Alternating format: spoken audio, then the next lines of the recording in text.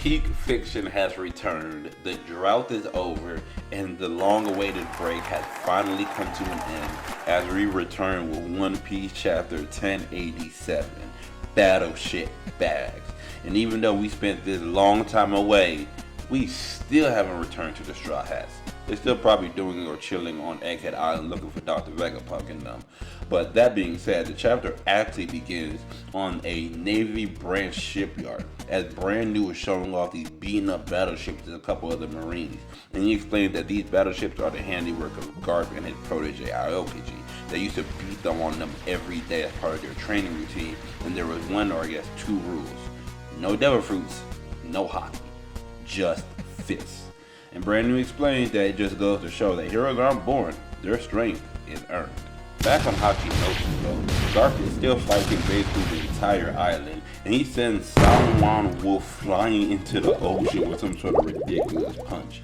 But after he does this, the Black Bear pirate that has the glove fruit starts shooting fire at Garp, and Garp with the straight face picks up some random pirates, uses them as meat shields that they can hit with the flames, and with a straight face, not even caring if they burn to death, starts launching them into the ground like flaming grenades caught in pirate jack-o'-lanterns.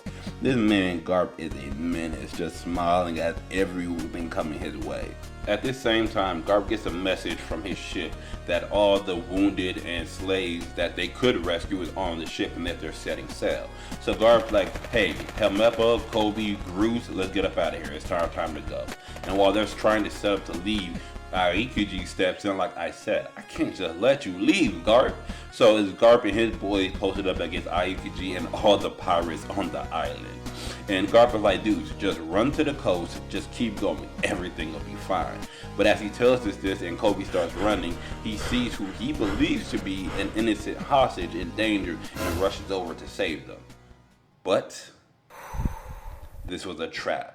Sheetering of the rain while invisible tries to stab Koby and Garp jumps in, taking the blow. Come on, Koby, what happened to that amazing observation hockey you had post-time skip? What that just gone now when you're in the heat battle? But even taking this, Garp tanks this, powers through and punches shooting into the ground, creating a little small crater.